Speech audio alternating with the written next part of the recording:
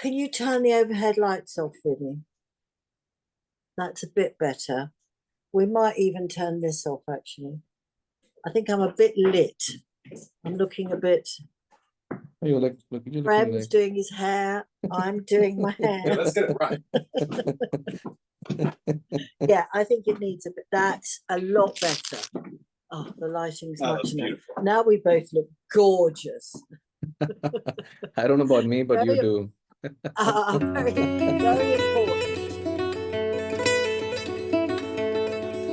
Hey everyone, welcome to another episode of the PlushJungles Show. I'm super excited to have you and introduce you to our guest.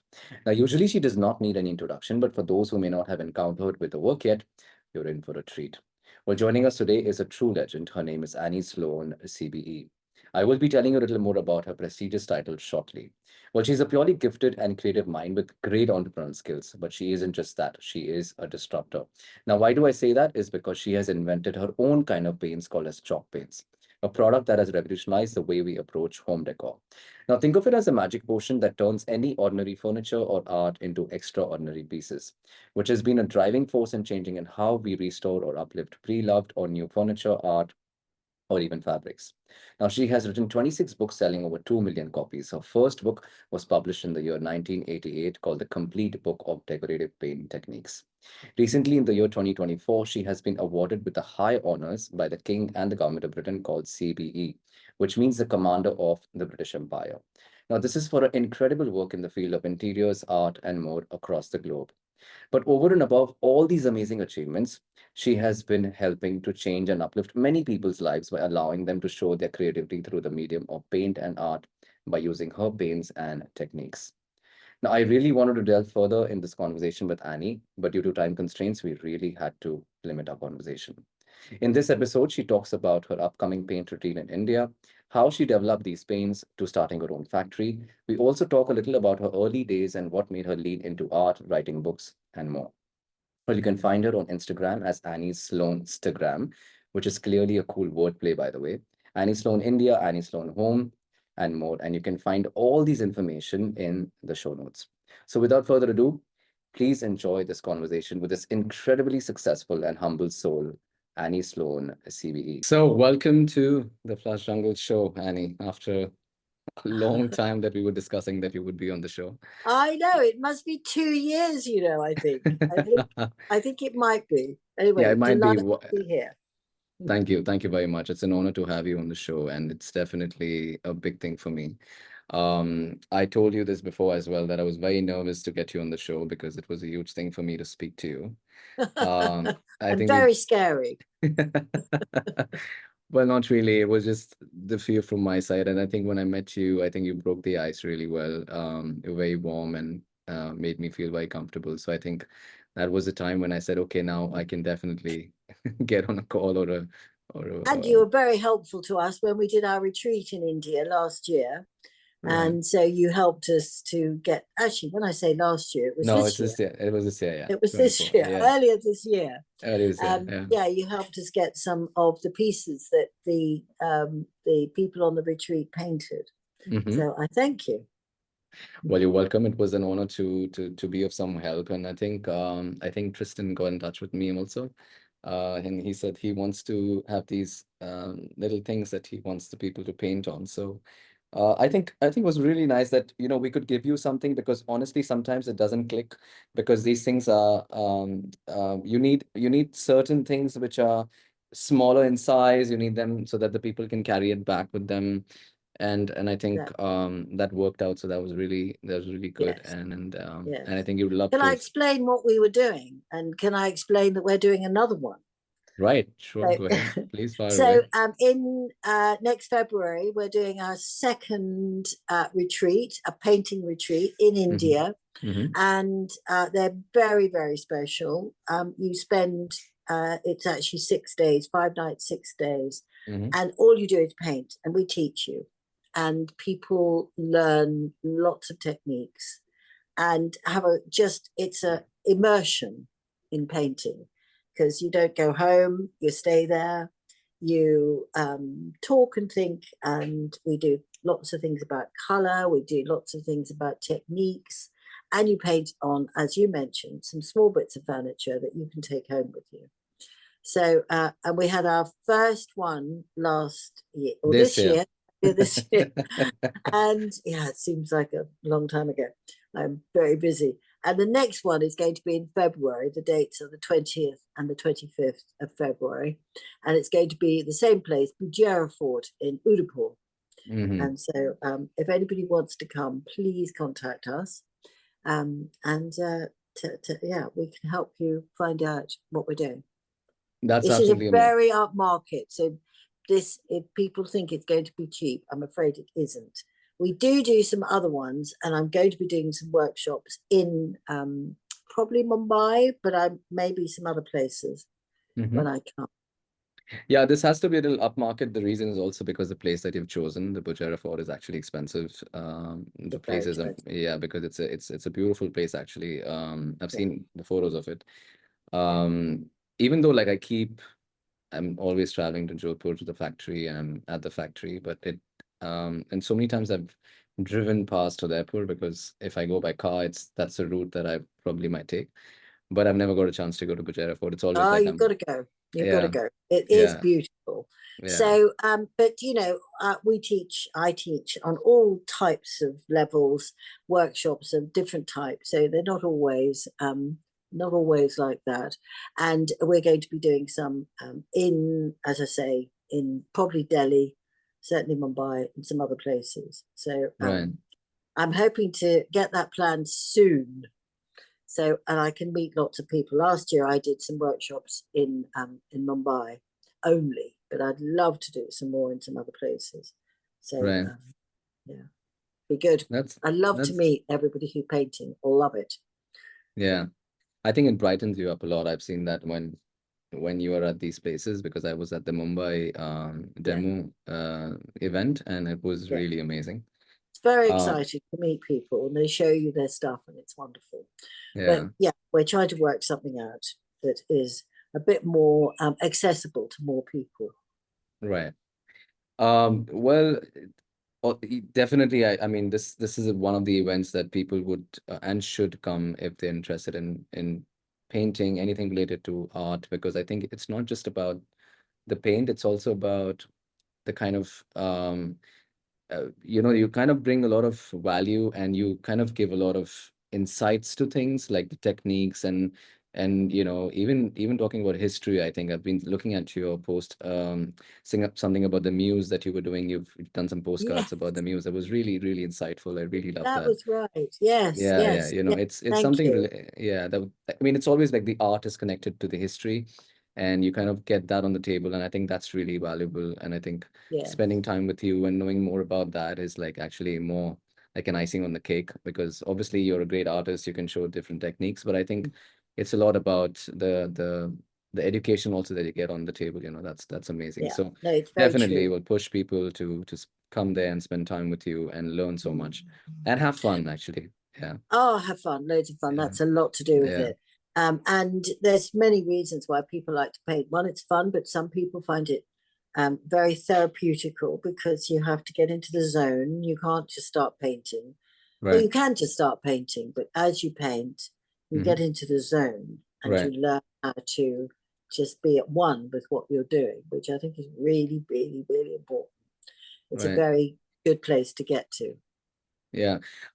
I mean, I wouldn't be like saying this without any experience, because I had my own hands-on experience in painting the furniture, but that was like once that I did for a friend. But honestly speaking, when I did it, it was actually very therapeutic. Like you get into a zone which you're in a different dynamic of the universe. You're not really in that. I mean, that's the moment when you're with yourself, I would say. That's right. You kind of get inside yourself, because I think um it for me it was most before this. When I did it, it was more like, okay, who's going to paint? I don't want to paint, let the people paint. Like, we have workers in the factory, so they work, they do things. So it's like, for me, it's like, okay, just paint this for us and give it to me. But then when I did that piece, I really realized, and definitely trying to get back to it, but it's just that the time is not giving me. But That's no excuse, Prem. I know that. I mean, it's I should get back to it. It's an amazing thing, and I will get back to it.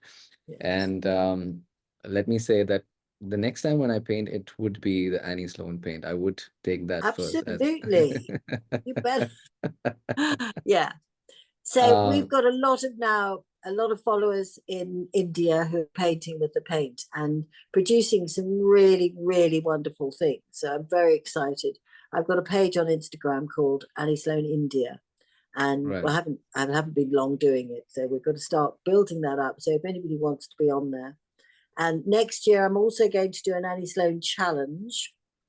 So a painting challenge, and what I do, I will choose nine painters. I've already chosen, I think, four of them, and I will give them a set of colors and some inspirational pictures.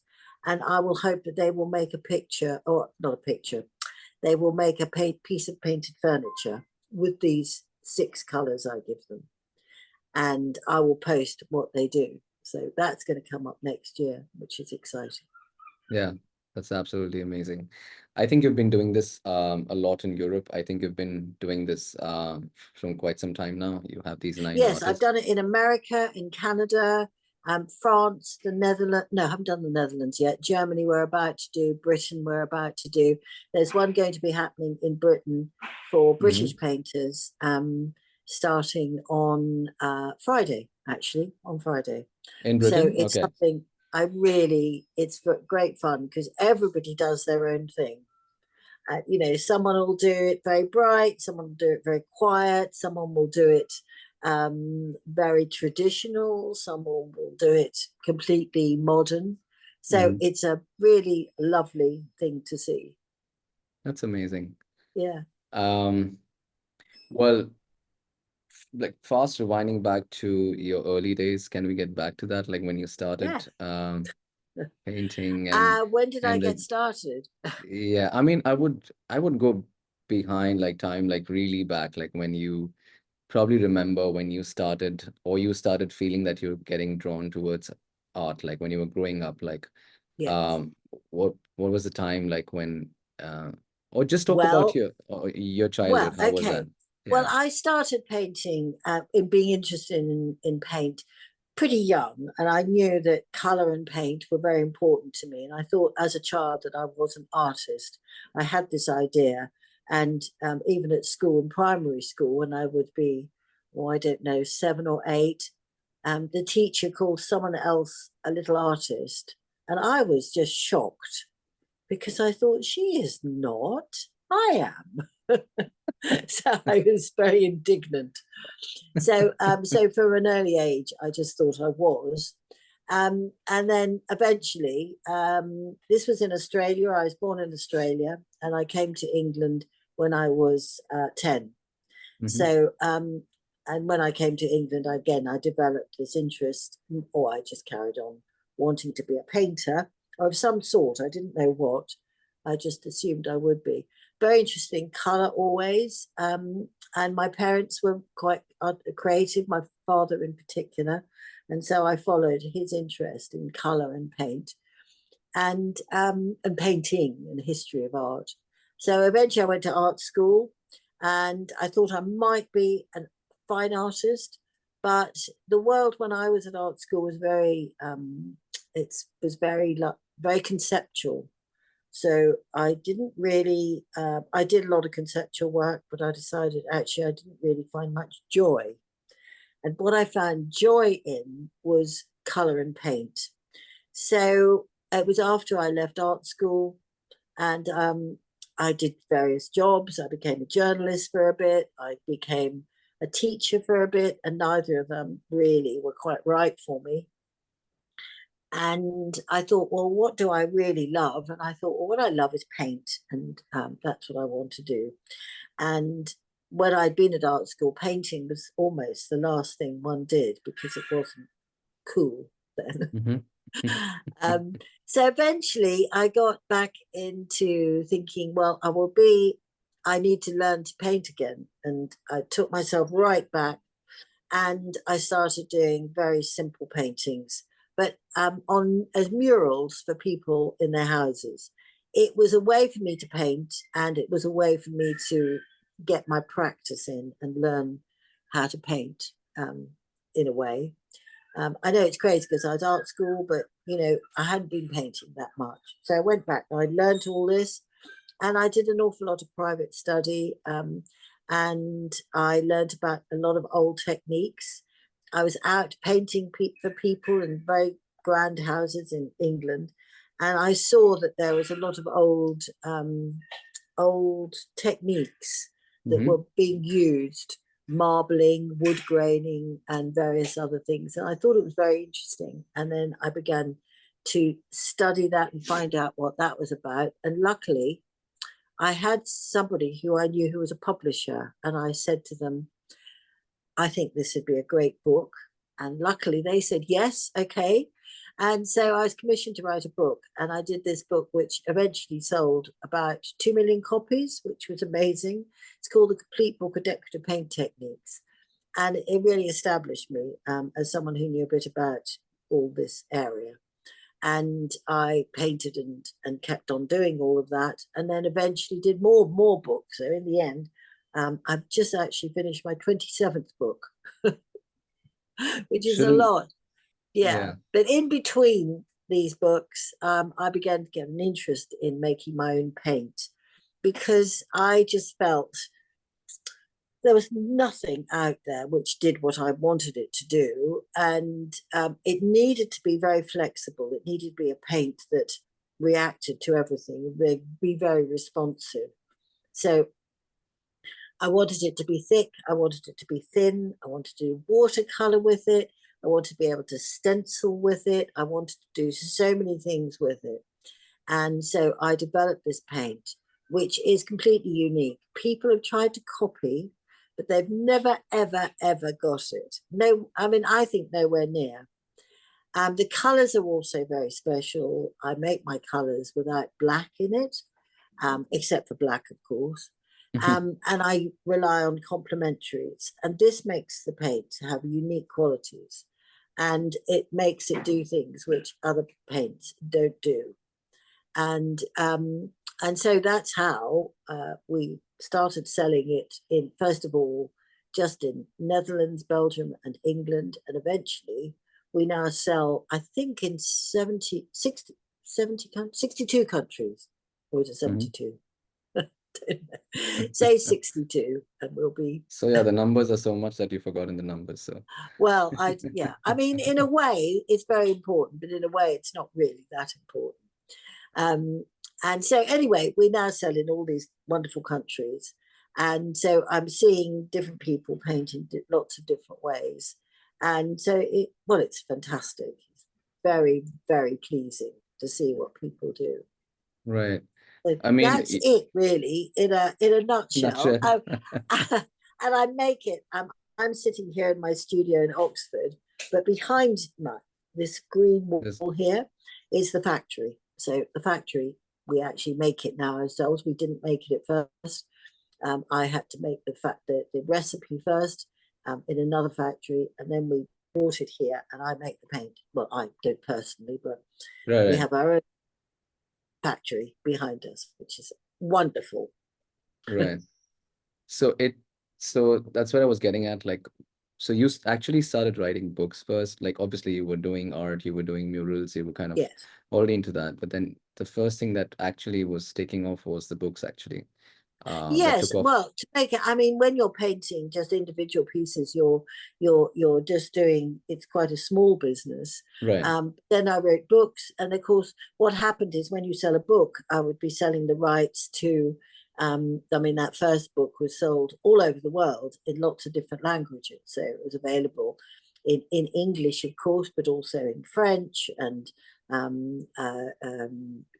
French. What else was it in? I mean, I think German. German. It was about 12 languages. Mm-hmm. So German, Czechoslovakian, Dutch, Italian, Spanish, Swedish. It was about 12 languages, which was amazing. Yeah. And so it was sold in America, it was sold in India, it was sold everywhere, Australia, so all of those countries it was being sold in. Right. And so in English, and then in other countries in the other languages. And so my name got around and people began to see that I knew a bit about paint. And then so I produced the paint that I wanted to. But then you started producing the paint right after you wrote the book and you saw that it's become successful, or was it like Yeah, a slow it's a bit process about of? a bit of both. I mean, I think I was doing the book at the same time, sort of thinking about what I'd like to do for the paint. It wasn't until the 1989 that I started actually finding a good factory who would make it for me, who would listen Right. to me, That was in and England? making it the way. Sorry? That was in England, the factory? No, it wasn't in England. In fact, it was in Belgium, of all Okay. places. Okay. So I made this paint in Belgium, and they were very good because they listened to me. They were quite respectful. I had tried to go to some factories and they weren't really listening and not really wanting. They had their own way of doing stuff. This is what they want to do. And I was like, no, that's not what I do. We don't do it. I don't do it that way. And so I was trying to make them do a different way. And so this was a lovely company in Belgium who Right. actually was a family firm, a husband and wife, and the wife was very interested, and that helped a lot. So they listened to me, and I made this paint which was unique. It But is did you, difficult when you go to a company and you say, I want to make a paint which is different to anything else you've ever made. right, They have to be very good to listen, and they right, were. Yeah. right. But then this thing that you wanted to make a paint, you definitely did you have some kind of a knowledge behind the technical aspects of it? Like you know what to mix with No, what or something? I'm not a chemist in any way at all. But I knew a bit about it. I knew some paints that I liked. There was some certain paints that I really liked. And I said I wanted a bit like that, but a bit like this and a bit like that one. And That's nice. so we had this sort of a Yeah, mixture. And I yeah. didn't quite know at that time exactly what the properties of those are, but I had a good idea. I always not pretend, I always say I don't know, I didn't know much about it, but it was a very good educated guess Right. because I'd studied the history, or rather how old paints were made. I knew that in some parts of the world, like in Sweden, they had they had certain sorts of paints, and so that's the sort of thing I was looking at. And so I knew a lot, but I didn't know the proper technical words for it. And so anyway, we had it. I only needed someone who would be responsive to me, and that was what was important. And they were very responsive, Right. very important. Right. And I wanted to make my color in a certain way. I did go to one factory, and he said that he'd never heard of anything so stupid as not having black in it, and it was completely impossible, and he wouldn't do it. And I knew nothing about anything. I went, okay, thanks, bye. I Right. mean, yeah. So it does take someone who will listen, and that man wouldn't listen. Yeah, I think when you go with a fresh idea like that into especially a world where things are getting done in a specific way and it's working that way for a long time, then it's more like the person is a little more negative about the new idea and they don't want to get into that. And because obviously making something new also takes time and money, so people Yeah. kind of get a little um, negative about that. But I'm pretty sure that people who lost on that business was now they see the I Oh mean well, maybe. Maybe. Anyway, yeah, he knew better. Anyway, I did right. find someone wonderful, and so it went on. And so eventually, that company, in fact, sadly, we didn't grow big enough for them quickly enough. And eventually, I came to make my paint in England. It was much easier to Mm-hmm. make it in England, and so now we're making it here in my own factory. Um, but and that old company now, they're not no longer existing, sadly. Right. But anyway, so now I make my own, and that means that I have complete control over what's in the paint, and if anything goes wrong, I know what we've done wrong. Right. But then, did you like for like quite some time you were making it at another factory? Like for how many years were you doing it at some Gosh, place? yes, quite a long time. We've only had our own factory here for the last probably 8 years, maybe 10 years. Hmm. Yes, no, more than that. About 10 years. We've had our factory here for about 10 years. Before that, I had other people making it. And that was always difficult because you don't have that much control. So I would say you need this, this, and this. And they'd go, yep, that's what's in there. And then I'd notice a change and I'd say, you've changed this. And they'd go, no, no, no, we haven't. But, I would know. And that was very difficult when they said, no, we didn't change. And I'd say, yes, you did. And they'd say, no, we didn't. Yes, no, yes, no. Right. Well, in the end, all you can do is take it away from them because they're buying cheaper products or another product from something else that isn't quite the same. And my paint has to be the right standard. So we had a Correct. lot of trouble at the beginning when I didn't have the right factory.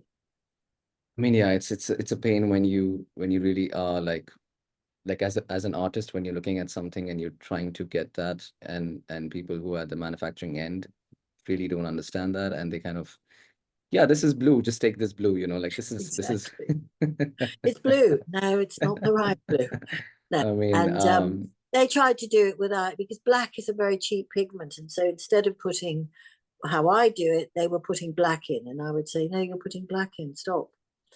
So anyway, I got my own way and Yeah, we that now was, yeah, that's great. Coming back to books, like you could you talk about the any inspiration that was there to write the book or anything that made you think that okay, I need to write a book? Like what was the driving force there? Oh, I've always thought, well, two things. I love a skill. I love to see a skill. And I saw that was a skill that many people were doing, but they weren't highly educated painters. So Hmm. I'd been through this art school thing when people were very highly trained in various ways of painting. And I saw people doing this marbling and wood graining and various sorts of painting. And I thought that's really, really cool, and actually there's a skill that lots of people can learn because these were as I say, untrained painters. And so I thought, well, this is what I want to do. I want to take it to other people to show it. And I also thought that a lot of the people that were doing it were it wasn't being taught anymore, and so it was a dying art, so I wanted to keep it going. Hmm. And I learned from some of these people, but I mainly learned from books, old like Victorian books on how to marble and how to wood grain. Right. And I was just saying earlier to someone that actually this was before the internet, so you had lots of time to do things. We weren't all Right. on our phones, looking at our phones. We were actually, painting and looking at books. But it's a very interesting point because I would like to know how you feel about now spending time with the mobile phone. How do you spend your time mostly when you're with your Well, I mobile? love the mobile phone. I love it. I get an awful lot of information from it. The internet is amazing. I contact people all over the world. Hmm. For you, I mean, I would never have been able to converse with you and work out what we could do, both for this podcast and for my retreat in India. I'm doing that with people all over the world, so I really love it. But it does mean that I certainly don't do as much reading. I don't do as much, I don't know, absorbing, just being a bit that thing where you sit and wonder. I don't do nearly so much of that. So it's a great shame. It's a great shame, but there we are. Um, it's, Yeah, you I mean, lose one, you gain something, and you lose something. right. It's kind of a this and that story kind of you kind of don't get to do other things, but then you can do a lot of things with mobile phones and Yeah. computer if you use it Well, to the and right. in fact, my business really blew up and did brilliantly as soon as Facebook came along and the internet. People were reading blogs. People had written blogs, and they were people read them, and it was Right. just amazing. And And people were talking to other like-minded people. Before that, you had to get all your stuff, all your information filtered through magazines. And they didn't always understand what was the really big thing that was going on. Now, Mhm. if I'm really, really interested in how to grow roses, I don't go buy a book. I go and talk to someone who is on the internet and saying, well, I did this and I did that. It's just Right, wonderful. I love right, it. right. Yeah. Yeah, actually, it gives you a lot of power, like a superpower, because you can learn a lot of things now. Can. You can just go and watch a video how the roses are grown or things on that. It's more like in your hands what you can do with it. Absolutely. Yeah. Right. Well, I would just like to drift to one of the things that you probably achieved last year, which was the CBE, which was the commander of the Empire British this thing. The So I would British like, Empire, commander of the British Empire. right. Thanks for correcting me on that. Yeah, the commander of the British Empire.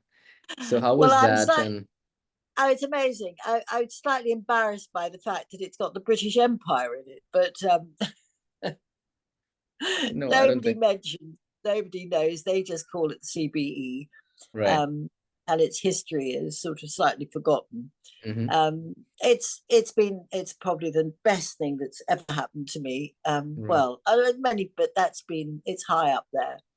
And I had no idea it was going to happen. I had absolutely no idea. So I still can't believe it happened. I keep thinking, was that meant for somebody else? Right. Yeah, because So I was reading about these honors that you get from the kings, this thing and the government. So I think it's a mutual thing between the king and the government. I have no idea about the yeah, backdrop I think about it's that. the king decides who he wants. Right. I, I suppose the government must be involved. They're going to have to look to see that I'm not a bad person and that I'm not selling secrets to spies or whatever. Right. But I think also it is to do with the fact that I do business all over the world, and that there's probably a financial thing involved. Yeah. So Yeah, because I was looking at the status, and I think the honor that you get is basically higher than the other. You have MCE, and OCE, something like that, and then there's you an have MBE, which is a MBE. Yeah, right. member. You're right. That's the first one, and then the second one is the OBE, OBE, uh, and then you have the and then CBE, so CBE is the best. So the best. So, fantastic. well, for Yeah, and sure, I the went best gets. the best. I went to see. I went to the Windsor Castle, Hmm. and it was Princess Anne who gave it to me, which was very, very, very good, very That's nice. great. Well, Yeah, definitely, because I think you have been touched. You're not just, I mean, it's not just the business that you're doing, it's also like you're touching too many lives. I was looking at how many people have just joined you as a stockist and as being a part of your Anne Sloan Paints, and so I'm pretty sure that a lot of lives have been changed in the process. So, how do you feel about that when you're looking at people, when you meet them, and what's the reaction like when they meet you? Because I think that there's a lot of people that I have seen very closely who have like their lives have really changed over the years mm. by just getting in touch with you, getting to work with you and work with the paints that you produce. Well, one of the things I did was to try to work with people, only people who were independent. So I sold people to paint to people who are working, perhaps as they had families to work with, and so I'd allow them to work from home, and so they could earn money selling my paint and working from home as well. All they had to do was buy my paints, and they Right. could sell.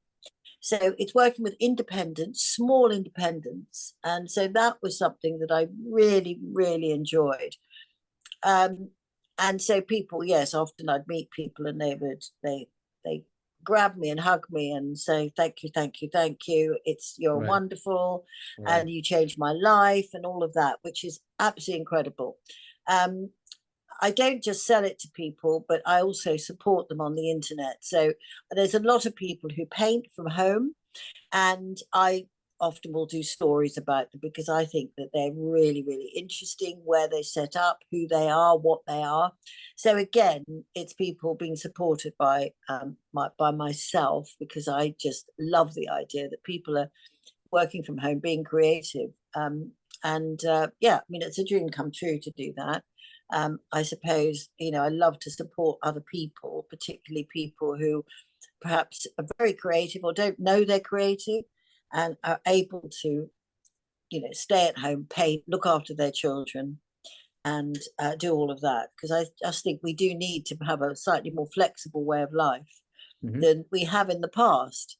A lot of men were going to work and the woman stayed at home and she couldn't go out because she couldn't work for various reasons, but mainly because she had children, not only that, other reasons as well. And so being able to paint and have it supported on the internet, to be able to sell on the internet, it's been, I think, really a big game changer for so many people. And that was one of my goals right from the beginning. And to help people discover their creativity as well. Right. Yeah, I think your paints give a lot of freedom to an artist. I think there is no such this way or that way to do something. It's basically whichever way a person feels comfortable to kind of paint or show their creativity. I think it allows them to do that. But normally normally have paints or things which have to be done in a certain way, in a certain process. But this kind of breaks that barrier and kind of allows people to just go like wild if they want to get with it, Exactly. That was the plan with the paint, that it would do lots and lots of different things. So people would discover their own creativity and they could do it thick, thin, washes. There's so many different things you can do with the paint. That was the whole purpose of it. It wasn't just one thing. And the other thing was, when I developed my paint, I was a mother of 3 boys and they were all under 10. And so I wanted a paint that I could paint in the morning. I'd take them to school. When I came back, I'd paint. And then I would come to collect them at about 3:30 in the afternoon. By that time, everything would be finished and everything would have been put away. And so they would come back to no paint.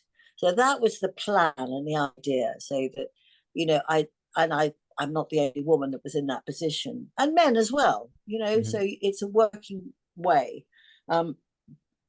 Sometimes paint, it's got to dry, it takes a long time, and there's so many processes. This is very simple. Right. Yeah, I mean, it definitely is, because you just have to, as I said, there's no such process, like a specific process to follow. So I think it really gives you a lot of freedom to keep doing what you want to do. Would you say you're like more like the entrepreneur or the artist? Like, what would you lean towards more? Well, interesting. I'm a bit of both, really. I do, I'm an artist or a painter, and I don't like the word artist particularly, because to me, an artist it's a different thing. You can be an artist and not particularly be that creative, or you can be an artist and it's all quite grand, very quite intellectual possibly, or it can just be very I don't know. I just think of myself as a decorative painter. I did go to art school, I did learn about fine art, but I call myself a decorative painter. Right. I think there are a lot of people, I think we should get rid of these definitions, because I just think that I'm a creative person, and you could be a creative scientist, or you could be a creative, all sorts of things. I think it's difficult to be a creative bus driver. That is true. There are some things not a good idea to be creative. Well, you never know. Nowadays, if you just go on a mobile phone and see a creative bus driver, you might get someone who might be doing something creative. I'm gonna try that. So you can definitely expect that to happen as well. But lots of people creative. So you could be a creative teacher. You could be, I have a son who's a teacher, and he's certainly very creative with it and thinks of ideas all the time. It's great fun. And I think that's the whole point, that we can be creative in lots of different ways. It's not just a matter of being creative with painting. And I happen to do 2 things: being a creative business person. I'm a creative business person, and that means you're an entrepreneur. But there are lots of entrepreneurs. I think all entrepreneurs are are creative because they think on their feet. They think, oh, let's do that. I've just been doing that with another person who's another business, and we've just decided to do something, and we're going to get it done. And it's yeah, we're just doing it. Right. I think At the it's a moment. mix of both, I guess. Yeah, yeah, But definitely in today's time, I think people are getting pushed towards being more creative, even though they wouldn't want to be more on the creative side. Like when you talk about entrepreneurship, because I think a lot of the things have been changing online with social media, everything. Everybody has to be a content creator in some or the other way to kind of bring their business in front of the people and kind of be more creative in the way they say it or talk about their business, basically. yes, And yes. Well, that's that's true, but we can't all be creative. right. My husband is not creative, really. He's got a certain creativity, but I couldn't be married to someone who is very creative because you need somewhere where there's a solid piece of land where Right. nothing changes. You have systems, you have everything done properly. Right. Because if we were both being creative, it would be very chaotic. Mm-hmm. Because creative people tend to be a bit chaotic. Right. Um, on the other hand, creative people are also incredibly organized. Mm-hmm. It's a weird, odd thing, but it's true. I mean, I think I'm much more organized than some people, although I'm accused all the time of not being. But anyway, what a mixture it all is. Yeah. You are I would say, an organized, chaotic person. Yes, I think most creative people are. That I would mean, be if the you're term. completely creative, if you're completely sort of not organized, nothing gets done. Right. You've got So to do you have, have like if we take it as a segue, and if I talk about your are there any morning rituals or things that you talk about that you're organized? Like, do you have a system that you follow in a day that you got to do this in the morning, you have a morning ritual, you have an evening ritual, you read a book or something, or do not you like particular. manage? No, okay. Do No, you? but what I've got is someone who organizes my diary, so I Hmm. don't have to worry about that. That would be something, and it always was quite troublesome for me. My diary is very full, and it's quite difficult because it changes a lot. So if I didn't have someone who could organize that, I think that would be really quite difficult. And I have a very loving husband who also organizes all the sort of background stuff that's going on. Right. So he helps you get that in an organized way for your like your daily schedule that you're going to be doing this day or this Yes, week and things like that. yes. Well, that's Rachel who does my diary. She's does all of that sort of Right. stuff, and I think I'm very lucky. Now, I didn't always have those people. Right. Of course. I did have my husband; he helped a lot, but I did do it all. But I just found it very. I think people like myself can do it, but it just takes a lot out of us, possibly. Yeah. But I need that structure. You need that structure. Everybody needs a structure. And it can take a lot of attention. When I used to do I used to do my own finances when I first started. So I'm capable of it, but I couldn't possibly do it now. And so my husband does it. So it's Right. much better. Yeah, I think a lot of people have their pros and cons, and I think sometimes creative people do have their cons in such places where they can't handle finances or things like that, which need a like a structural Yeah. background and things like that, because Yes.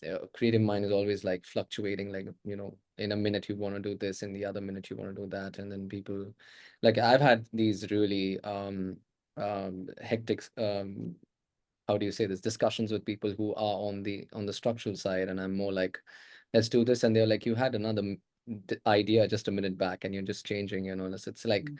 but people who are really into this creative side or the business, they kind of get it, like Mm. it is a natural thing that comes to us like that, Yeah, different I mean, ideas. any good business person actually who's got a good business, they've got to be flexible. If they're too rigid, it's Right. just not going to work.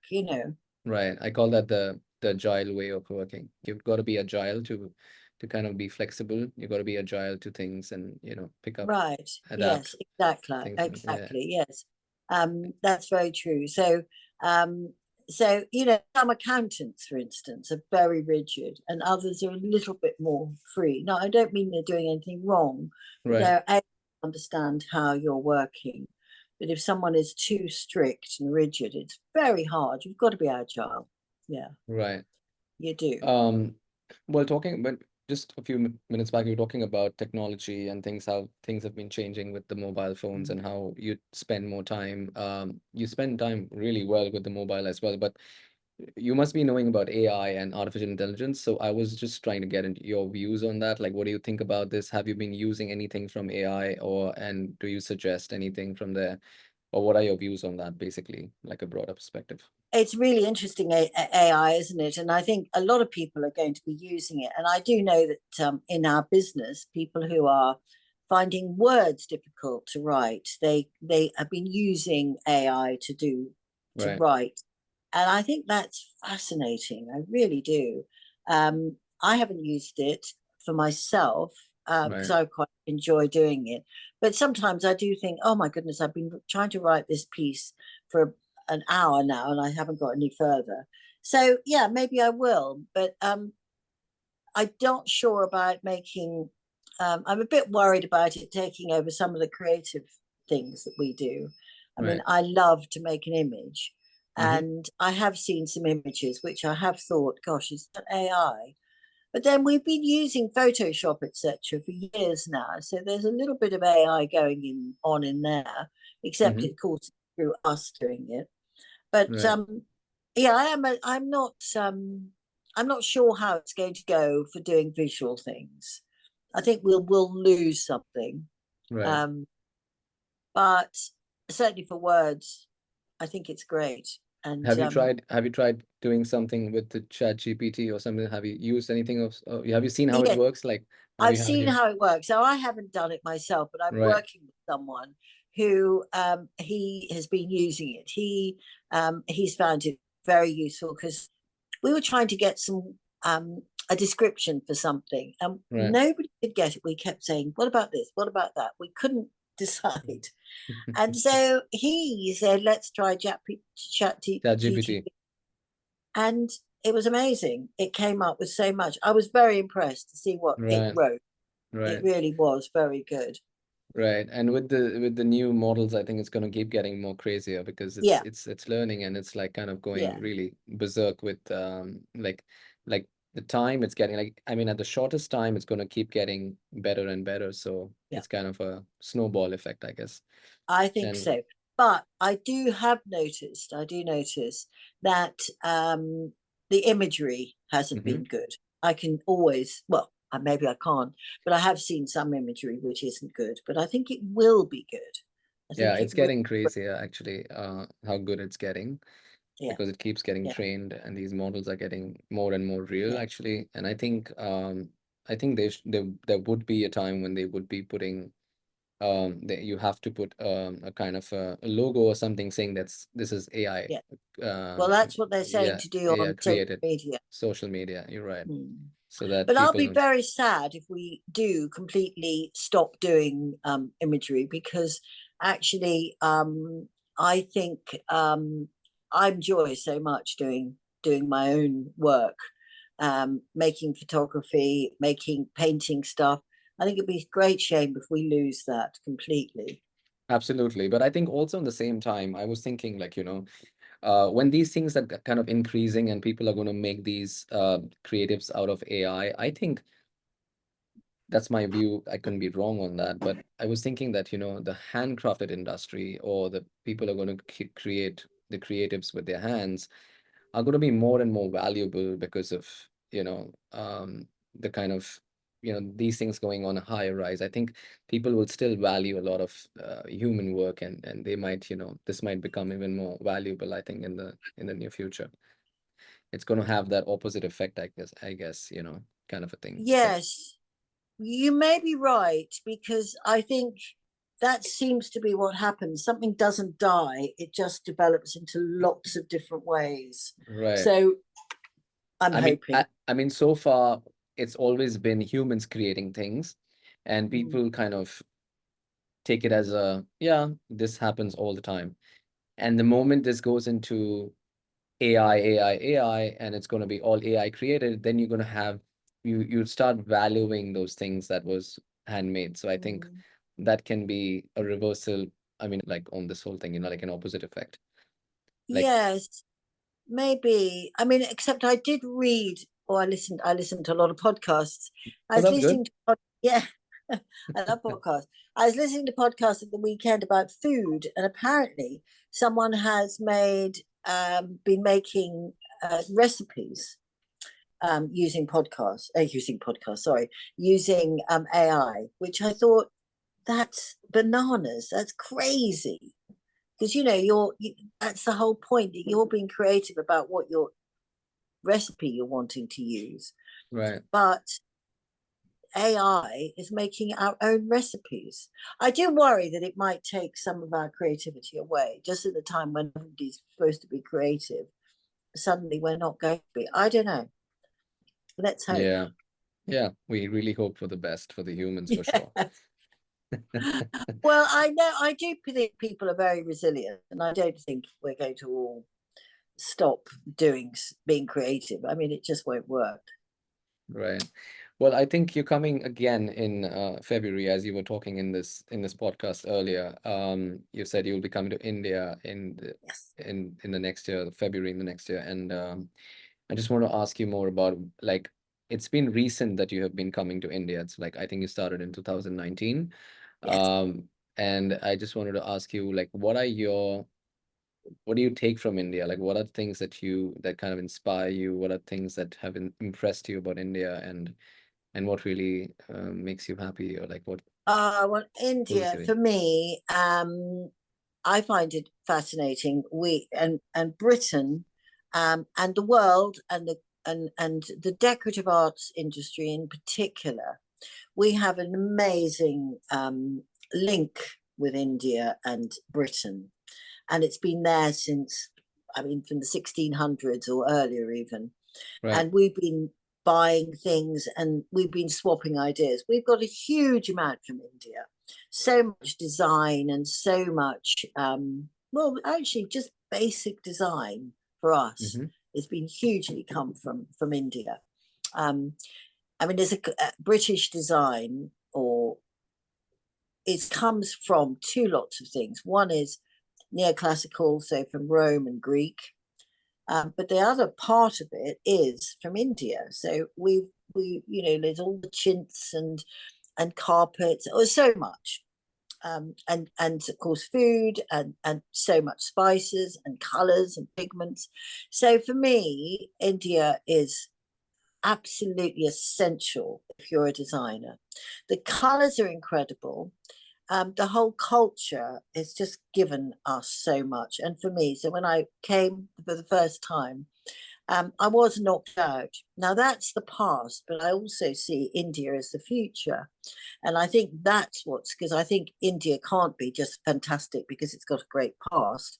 India's got to be great because it's got such a great future. And there's so many, I think your entrepreneurship is fantastic. I think there's so much going on, and everybody can make things. Everybody's got a real sense of, I suppose, survival. I mean, people don't just go, oh, well, I'll get someone else to make it. They make it. I mean, Right. you've got people there who can, tremendous skills. Right. So I think that there's a future, which is very, very exciting. Um, and I hope that I can be part of that. And well, I hope that our two countries can work together even more for the future. And that's my plan. Right. Um, I'd love to probably have my paint made in India, possibly. I think we could do lots and lots of things. I'd like to be able to buy some furniture or make some furniture, or have someone design furniture so that I can paint it and maybe make a line of furniture. Um, Right. and so much that I'm talking to people about with at the moment, and I can't wait for it to happen. Well, definitely. I think, well, there are great points about India, and you're right. India is having a great future, and in the right time talking about India, and you also being in India and coming to India and visiting India. So I think it's a great time, and I think it's going to be great for both the countries to work together. At the same time, you coming to India and doing things for your paints, and as you said, for furniture and everything, you're absolutely Yeah. coming in February. And I think whoever's listening to this and I want to connect to Annie can always do that and see how you guys can work together. Of course, for furniture, you are talking to the right guy right now. So, Wasn't going to say so who I'm talking to, but there we are. no, But yeah, I'm not and trying to pitch I think myself in this. Yeah, I'm just trying to tie up things, but anyone else is more than welcome to see how no, we you're work. very good, Prem. And also, there's women are now beginning to really start to work and develop in India, and I think Hmm. this is very exciting, a very exciting time. So, Right. and again with you as well. So that's terrific. Absolutely. I think for this episode, it wasn't like we had a lot to talk about, but this was just like me getting warmed up. But I think this time we're just gonna leave this here because I want to have more conversation with you, deeper conversation about your life, how you think about life in a deeper sense. But I think we should wait for that when you're here in February, and we'll I see can't if wait. I can come and meet you in Udaipur and see if we can have another podcast, a second That would be episode. fantastic. We could do And it from Bujera Fort in Udaipur. That would be exactly, amazing. exactly. Or we can do it in Mumbai. I'll be staying in Mumbai. I'm hoping to do some workshops other places as well. So Right. we'll meet up somehow or another. Absolutely. I'm looking forward to meeting you again, just like Yeah. this year we did in February. I'm looking forward to seeing you in February again, Yes, very 2025. much. And I think it's a great timing because I think January I'm out of this whole business thing for 1 month, but I'm back in February. So I'm going to be looking forward to seeing you and keeping in touch with Excellent. you. And I'm pretty sure that there are a lot of things that we can do to see how we can uplift and yeah, bring your paints more and more into this country. So I'm really looking forward to that. Brilliant. Thank you very, very much, Prem. You've been wonderful. Thank you very much for being on the show, and I really appreciate your time. Thank you so Not much. at It's all. been a pleasure. Thank you, Prem. Hey guys, thank you for watching till the end. I really hope this episode speaks to the people who would like to get some sort of clarity or direction in terms of persistence and consistency. As looking at Annie's journey, she had been doing this since decades before getting the success that she has. I really hope that you have found or find something that you really love to do and that gives you everything that's best for you. Well, until next time, take care and I shall see you soon. Yeah, I So wouldn't. last time we saw each other, we had a terrible journey. I think we should forget about it. Well, for me, it was the company. So for me, it was nice. We Oh, got to you're very spend kind.